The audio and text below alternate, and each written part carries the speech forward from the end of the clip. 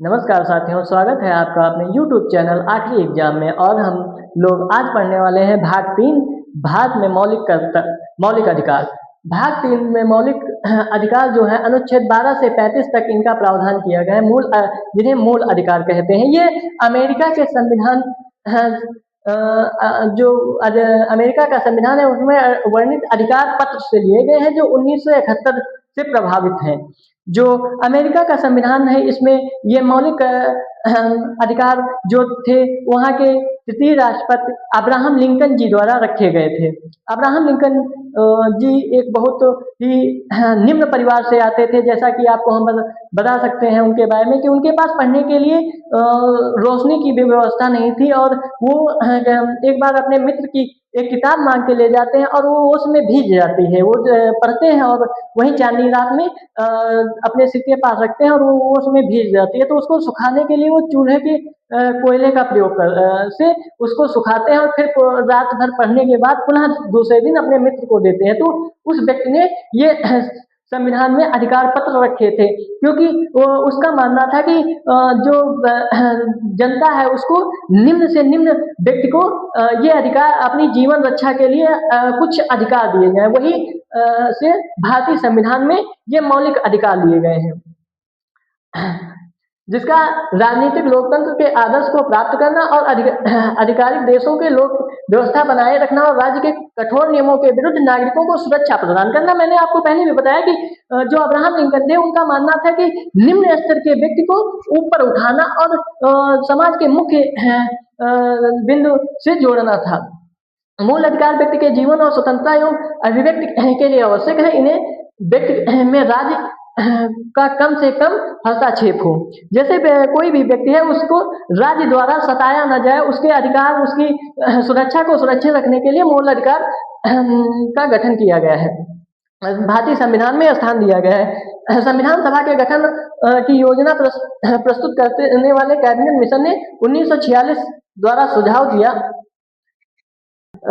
कि मूल अधिकार और अल्पसंख्यकों के लिए अधिकारों की अनुशंसा करने के लिए एक समिति का गठन किया जाए। संविधान सभा में सरदार वल्लभ भाई पटेल जो मूल अधिकार को मुख्य रूप से भारत में रखने का श्रेय जाता है और सरदार वल्लभ भाई पटेल को की अध्यक्षता में पारदर्शी समिति का गठन कर जे.बी. कृपलानी की अध्यक्षता में मूल अधिकार पर H.C. मुखर्जी की अध्यक्षता में अल्पसंख्यक अधिकार पर परस्पर सुझाव देने के लिए एक उप समिति गठित की गई। उपयुक्त परामर्श समिति के तथा उप समिति की अनुशंसा के आधार पर संविधान में मूल कर्तव्य शामिल किए गए। तो इसमें सबसे बड़ा काम सरदार पटेल ने और उनके सहयोग जे.बी. कृपलानी और H.C. मुखर्जी द्वारा किया गया। जे.बी. कृपलानी की अध्यक्षता में मूल अधिकार रखे गए। मूल अधिकारों को का यह नाम इसलिए दिया गया क्योंकि इनको संविधान द्वारा प्रतिभूतित्व और संरक्षण प्रदान किया गया। जैसे कि आप देख सकते हैं कि संविधान में अनुच्छेद 32 जो है वो यह अधिकार देता है, यदि अगर किसी व्यक्ति का कोई मूल अधिकार का हनन हो रहा है या शोषण हो रहा है तो उसके तहत वो सुप्रीम कोर्ट जा सकता है। अब विकास भौतिक, बौद्धिक, नैतिक और आध्यात्मिक। जो इसमें विकास का स्तर बताया गया है भौतिक, नैतिक, बौद्धिक। भौतिक विकास जैसे कि रहने सहने के लिए भौतिक सुख साधन प्राप्त करने का सभी का अधिकार है। बौद्धिक शिक्षा प्राप्त करने का या ज्ञान अर्जन का या एक्सपीरियंस अर्जन करने का अधिकार। नैतिक मतलब कि जैसे कि आप देख सकते हैं पूर्व काल में जैसे निम्न जाति को बहुत अछूत रखा जाता था तो उसको नैतिक स्तर को उठाने के लिए मूल अधिकार। आध्यात्मिक जैसे कि भारत एक विविधताओं का देश है, इसमें आप देख सकते हैं तमाम धर्म को मानने वाले लोग हैं, तो अध्यात्म को भी इसमें स्थान दिया गया है। संविधान के भाग 3 को भारत के मैग्ना कार्टा कहा जाता है। मैग्ना कार्टा का मतलब होता है वो अधिकार जिसको कोई क्षति ना पहुंचा सके। इंग्लैंड के राजा जॉर्ज द्वारा 15 जून 1215 में जारी किया गया था। जो इंग्लैंड के राजा थे जॉन, उन्होंने 15 जून 1215 में पारित की लिखित घोषणा पत्र जिसमें लोगों की स्वतंत्रता और विधिक अधिकार। जैसा आप देख सकते हैं कि इंग्लैंड या बहुतायत देश पहले राजशाही थे। राजशाही में राजा पूर्ण रूप से स्वतंत्र होता था। तो जो सबसे पहले मैग्ना जो इंग्लैंड के राजा जॉन ने पेश किया जनता के अधिकारों को रक्षित करने के लिए और उनको सुरक्षा प्रदान करने के लिए उसे मैग्ना कार्टा कहा गया। इसी तरह भारतीय संविधान में जो भारतीय संविधान में मौलिक अधिकार दिए गए हैं उन्हें मैग्ना कार्टा कहा जाता है। मूल अधिकार भारतीय संविधान की एक प्रमुख विशेषता है। जैसा कि आप भारत की संविधान की विशेषता पढ़ते हैं तो उसमें ये मूल अधिकार भी एक भारत के संविधान की विशेषता बतलाते हैं, किंतु इसे संविधान द्वारा परिभाषित नहीं किया गया है। ब्रिटेन के संविधान में बिल ऑफ राइट्स को मूल अधिकार कहा जाता है। फ्रांस और अमेरिका में अधिकारों की प्रकट और अपरिहार्य अधिकारों के रूप में स्वीकार किया गया है। केवल भारतीय नागरिकों को ही प्राप्त मूल अधिकार है। अमेरिका और फ्रांस में इसको बिल ऑफ राइट्स जरूर कहा गया, लेकिन जितना शक्तिशाली भारतीय संविधान ने भारत की जनता को मूल अधिकार प्रदान किए हैं उतने अमेरिका और फ्रांस को नहीं है। अब मूल अधिकार में क्या गया है तो धर्म, मूल, जाति, लिंग, जन्म स्थान के आधार पर विभेद से प्रतिषेध। अनुच्छेद 15 कहता है कि जब आप जो व्यक्ति है उसका जो जन्म मूल स्थान, जो मुख्य कुछ अनुच्छेद है उनमें से ये जो मौलिक अधिकार है तो धर्म, मूल, जाति, लिंग, जन्म स्थान के आधार पर किसी भी व्यक्ति से विभेद अनुच्छेद 15। लोक नियोजन के विषय के अवसर की समानता अनुच्छेद 16 और अनुच्छेद 14 जो है वो समानता की बात कहता है। वक्र और अभिव्यक्ति और शांति एवं सशस्त्र सम्मेलन करने और संघ और सरकार समिति बनाने और भारत के राज्य क्षेत्र में आबाद संचरण और बसने की जो भारत के नागरिक है उनको जो स्वतंत्रता है अनुच्छेद 19 में प्राप्त है। उसमें जो वक्र, बोलने की, अभिव्यक्ति, कोई भी चीज व्यक्त करने की, शांतिपूर्ण शस्त्रविहीन सम्मेलन करने की। अगर कोई व्यक्ति 4 लोगों के साथ कोई या भीड़ के साथ सम्मेलन कर रहा है शस्त्रविहीन और शांतिपूर्ण ढंग से तो उसको अधिकार है। संघ एवं सरकार बनाने के भारत में आप देखते हैं बहुदलीय व्यवस्था है। कोई भी व्यक्ति अपना संघ और सरकार बना सकता है। समिति बनाने की क्षमता भारत के राज्य क्षेत्र में आबाद रूप से, जैसे कि आप देख सकते हैं कि यूरोपीय संघ है उसमें आप एक राज्य से दूसरे राज्य में जाने के लिए आपको उस राज्य की परमिशन की जरूरत है, लेकिन भारत में जो आप एक राज्य से दूसरे राज्य में आबाद रूप से घूम सकते हैं, इसके लिए आपको किसी भी परमिशन की जरूरत नहीं है।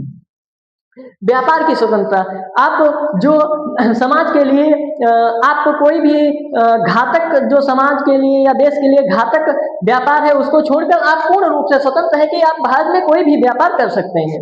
अल्पसंख्यक वर्ग के हितों के संरक्षण के लिए अनुच्छेद 29 जो अल्पसंख्यक हैं जैसे मुस्लिम हो गए, सिख हो गए, ईसाई हो गए, जैन हो गए, इन सब की जो अधिकार है उनकी रक्षा अनुच्छेद 19 में। शिक्षण संस्थाओं की स्थापना और प्रशासन करने की अल्पसंख्यकों का वर्ग का अधिकार अनुच्छेद 30। जो अल्पसंख्यक है वो अपनी शिक्षा और संस्कृत बढ़ाने के लिए जो प्रावधान है वो अनुच्छेद 30 में निमित है। अब विधि के समस्त समानता और विधि के समान संरक्षण अनुच्छेद 14 में कहा गया है और अपराधों के लिए दोष सिद्धि के संबंध में संरक्षण अनुच्छेद 20।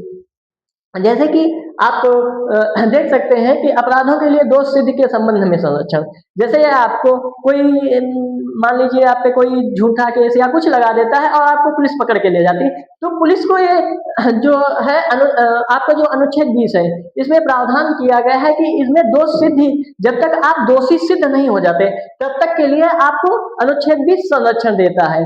और इसमें जीवन का अधिकार अनुच्छेद 21, अनुच्छेद 20 में आप गवाही भी अपने खिलाफ दे सकते हैं और जीवन का अधिकार। और अनुच्छेद 20 में ही कहा गया है कि जो भी पुलिस वाला आपको गिरफ्तार करता है तो उसको अपना नाम और आपको गिरफ्तार करने की वजह, और अगर आप असंज्ञेय मामले में जैसे कि कोई गंभीर आप पे आरोप नहीं है तो आपको हथकड़ी नहीं लगाई जा सकती। जैसे आपको ख्यात कोई बड़े क्रिमिनल नहीं है तो आपको हथकड़ी नहीं लगाई जा सकती। और जैसा कि आप जानते होंगे अनुच्छेद 20 में ये भी प्रावधान है कि आपको 24 घंटे के अंदर आने जाने का टाइम छोड़कर अगर आपको नजदीक के न्यायालय में हाजिर करने का अधिकार अनुच्छेद 20। जीवन का अधिकार, जीवन का अधिकार यदि आपको मान लीजिए कोई ऐसा आप जब थाने जाते हैं और आप पे केस कोई लग जाता है तो आप को वो वहाँ पे मान लीजिए कोई भी बयान लेते हैं तो आप पूर्ण रूप से आपके आप पर हिंसा वो नहीं कर सकते। ये अनुच्छेद 21 कहता है। शिक्षा का अधिकार अनुच्छेद 21 है। 86वें संविधान संशोधन द्वारा 6 वर्ष से 14 वर्ष तक के बच्चों के लिए अनिवार्य व निःशुल्क शिक्षा का प्रावधान अनुच्छेद 21A में किया गया है। कुछ दशाओं में गिरफ्तारी और निवारक निरोध संरक्षण अनुच्छेद 22। अनुच्छेद 22 में आपको कुछ अधिकारों में गिरफ्तारी संबंधी निवारक निरोध प्राप्त है। शोषण के विरुद्ध अधिकार 23 और 24 में, जैसे कि आपका शोषण सामाजिक स्तर पर, राजनीतिक स्तर पर या किसी भी स्तर पर अगर हो रहा है तो उसके लिए आप अनुच्छेद 23 और 24। धर्म और संस्कृति व स्वतंत्रता का अधिकार अनुच्छेद 25, 26, 27, 28 में। अनुच्छेद 12 में मूल अधिकारों के संदर्भ में राज्य शब्द को परिभाषित किया गया है। राज्य के अंतर्गत निम्नलिखित शामिल हैं। जो अनुच्छेद 12 है, जैसा कि आप देख सकते हैं, मूल अधिकार जो है वो 12 से 32 तक प्रावधान है। तो इसमें जो 12 है उसमें जो मूल अधिकार है उनकी परिभाषा दी गई है। उसमें भारत सरकार व संसद, प्रत्येक राज्य की सरकार व विधानमंडल, भारत के राज्य क्षेत्र के अंदर अथवा भारत सरकार के नियंत्रण व अंतर्गत स्थानीय अन्य प्राधिकारी जो परिभाषित किया गया राज्य के अंतर्गत निम्नलिखित निकाय आते हैं। तो इसमें भारत और सरकार और उसकी संसद, प्रत्येक राज्य और सरकार और उसकी विधानमंडल इसमें कानून बना सकती है। इसके तहत किसी भी व्यक्ति का शोषण नहीं कर सकती है। ऐसा कोई कानून नहीं बना सकती है जिससे कि मूल अधिकारों का हनन हो। राज्य क्षेत्र अथवा भारत सरकार के नियंत्रण के अंतर्गत स्थानीय प्राधिकारी भी आते हैं। और उच्चतम न्यायालय के अनुसार कोई निजी इकाई अथवा एजेंसी को भी राज्य की परिभाषा के अंतर्गत शामिल किया जाता है जो निजी इकाई है, जैसे कि कोई एनजीओ हो गया या कोई ऐसा संस्थान जो निजी रूप में चल रहा है, वो भी राज्य के तहत इसमें शामिल होता है। मूल अधिकार नागरिकों को सामान्यतः राज्य के विरुद्ध उपलब्ध होते हैं। जैसा कि हम आपको बता चुके हैं कि मूल अधिकार वो अधिकार है जो राज्य द्वारा व्यक्तियों को शोषण ना किया जाए उसके विरुद्ध अधिकार प्रदान करते हैं। उनको जीवन और गरिमा से जीवन जीने का अधिकार प्रदान करते हैं। तो इसमें कहा गया है नागरिकों को राज्य के विरुद्ध उपबंध है। इसलिए जब नागरिकों को के मूल अधिकारों का हनन होता है, संबंधित इकाई के विरुद्ध न्यायालय में चुनौती दी जा सकती है।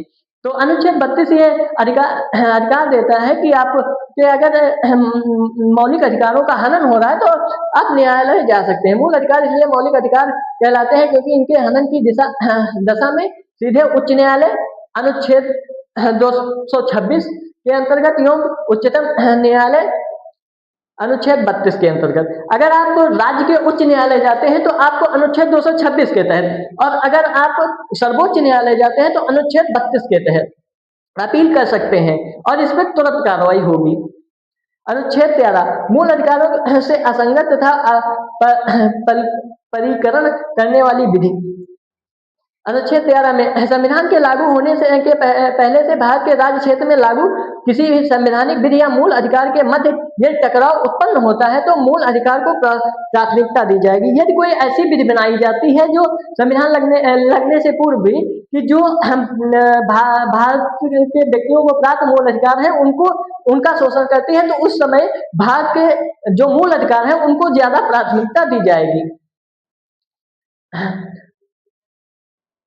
अर्थात इस प्रकार विधि में न्यायिक समीक्षा की जाएगी और न्यायालय का यह विचार है कि आंशिक जनसंख्या निरक्षर और निर्धन है, उसमें अपने मूल अधिकारों के विषय में पर्याप्त ज्ञान नहीं है। जैसा कि न्यायालय ने कहा, इसके विरुद्ध में न्यायालय ने कहा कि जो भारतीय जनता है निरक्षर है, मतलब अनपढ़ है और निर्धन है, तो वो अपने मूल अधिकारों के बारे में उतना जागरूक नहीं है। इसलिए सर्वोच्च न्यायालय का यह कार्य है कि वो मूल अधिकारों को पूर्ण रूप से लागू करवाए।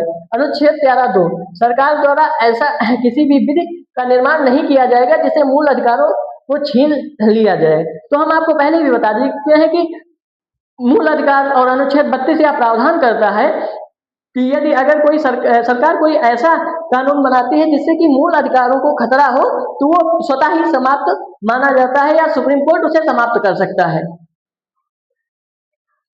न्यायपालिका उस विधि को न्यायिक समीक्षा कर सकती है, मतलब न्यायपालिका उसमें न्यायिक समीक्षा कर सकती है, उसमें बदलाव करा सकती है या उसे स्वतः ही असंवैधानिक घोषित कर सकती है। अगर वो पूर्ण रूप से ऐसा है जिसे मानना नामुमकिन है तो उसको अवैध घोषित किया जा सकता है। अनुच्छेद 13(3) विधि को परिभाषित करता है। विधि के अंतर्गत निम्नलिखित शामिल है। संसद तथा राज्य विधानमंडल द्वारा पारित विधि। अगर संसद और राज्य विधानमंडल कोई ऐसी विधि पारित करती है जिससे कि राज्य के मूल अधिकारों का शोषण होता है तो उसको स्वतः समाप्त किया जाए। राष्ट्रपति अथवा राज्यपाल द्वारा जारी अध्यादेश। राष्ट्रपति और राज्यपाल भी कोई अध्यादेश ऐसा जारी करते हैं जैसे आपातकालीन उपबंध, तो उसमें भी यह प्रावधान है कि वो मूल अधिकारों का हनन ना करें, जिसमें से सबसे शक्तिशाली 20 और 21 होता है। जैसा आप देखते हैं कि जब जो भारत की विशेष उपबंध है, जो विशेष संकटकालीन समय है, जिसमें 52, 56 और 60